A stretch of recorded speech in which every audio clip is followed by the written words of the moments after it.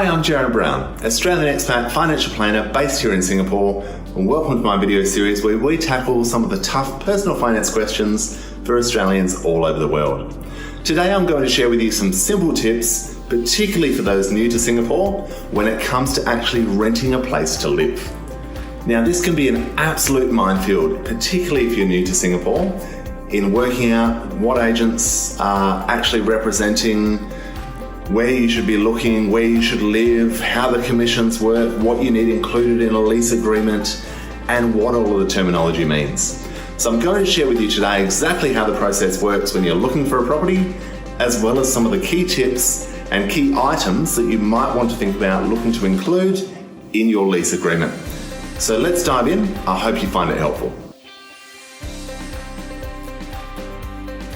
Now, when it comes to actually renting in Singapore and finding a place to live, it can actually be, believe it or not, a relatively smooth process. You may either want to look online yourself, or you may want to engage a professional agent to actually represent your interests when it comes to negotiating and when it comes to finding an area to live. Now, under either process, it's relatively similar in terms of finding the property, sourcing the property. You can either look on the Property Gurus, the ST Property websites online. Most properties that are available to rent are going to be on these similar listing sites because that's where all the traffic is. If you engage an agent, typically you would have identified an area or a building or a type of property that you'd like to live in. You would give them the scope or the mandate that you're looking for, and they would arrange all of your viewings for you based on the criteria that you've laid out. Now, depending on the price of the property or the monthly rental fee will dictate whether you have to pay that professional agent or not. And typically that cutoff is 3,500 Singapore dollars a month. If your rental amount is more than that, then typically you won't have to pay your agent that's representing your interests. Now, be sure to do your homework here and ask the questions up front, because last thing we want is any unexpected bills or unexpected expenses cropping up as part of the process. Now, once you view properties, once you find a property that you like, the next step is for you to arrange what they call a letter of intent or a letter of interest, an LOI. Now, this is basically a letter that outlines you're interested in renting the property and you're negotiating on the rental terms. Now, if you have an agent in place looking after your interests, they'll prepare this for you, they'll submit it, and providing that the landlord and the landlord's agent agree to your offer, that's when the letter of intent can be signed, submitted, agreed to, and the actual tenancy agreement can be drafted and obviously signed by both parties. Now, typically a tenancy agreement, you would want to sign this within about 14 days of viewing the property. So make sure that you do act fairly quickly. Obviously, traffic into different areas, new entrants into Singapore, demand for rental properties is going to change over time. You might think that right now, due to COVID, there are certainly a lot less people moving into certain areas and moving into Singapore, but it may not take that long for this to change. So again, be sure you do your homework, act quickly, and if you find a property that you like, make sure that you don't miss out. So let's get into some of the things that you might want to include when it comes to your lease agreement.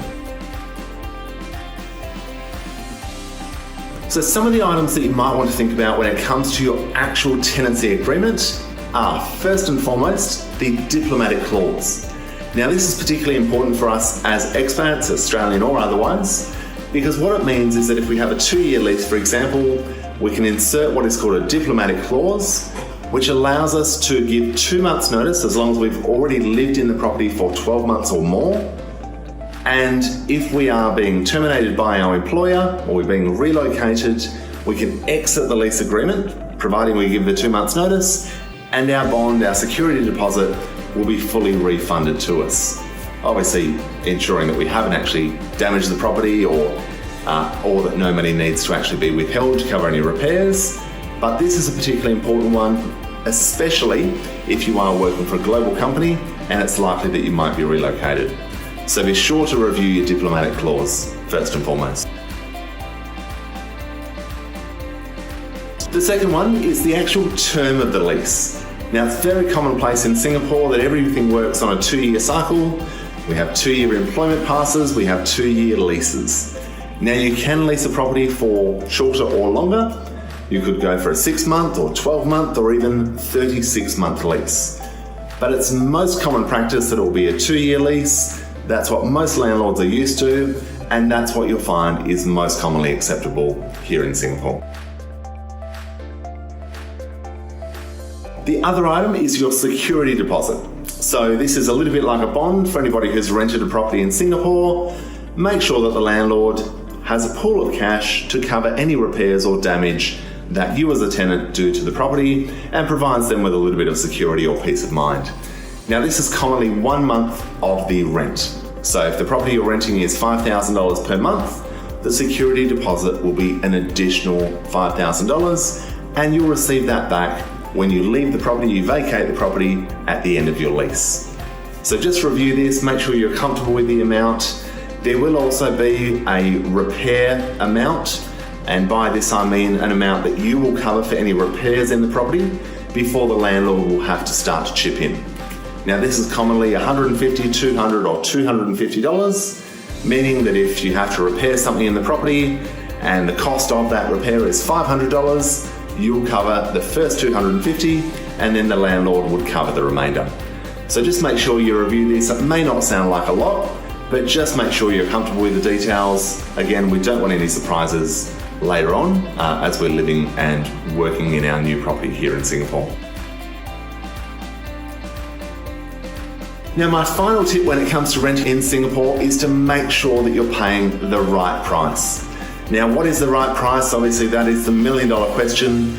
But to give us a bit of guidance, you can check out the URA website. You can just Google search URA, type in the actual address of your property, and you can search through all of the recent lease agreements, not the documentation itself, but the actual price, the size of the unit, the number of rooms, and the particular condo or property development that you're actually leasing, and make sure that you're paying the right price. If all of the 2 bedrooms are going for $5,000 and you're being quoted $4,000, maybe either you're getting a really good deal or there's something wrong with the property. But at least this is going to give you a bit of a gauge to make sure that you are actually in a comfortable range. And if you want to know if you're getting a discount or you're getting ripped off, this is a great place to check. I hope you find that helpful. I hope that shed a little bit of light on the rental environment here in Singapore. Best of luck with your property search if you are searching for a place to live. If you have any questions at all, please do feel free to reach out. I'd love to hear from you. If you have any tips for our future videos, please do let me know in the comments or reach out to me individually. Again, I'd love to hear from you. Thank you very much for tuning in. Please don't forget to subscribe, and I look forward to seeing you next time.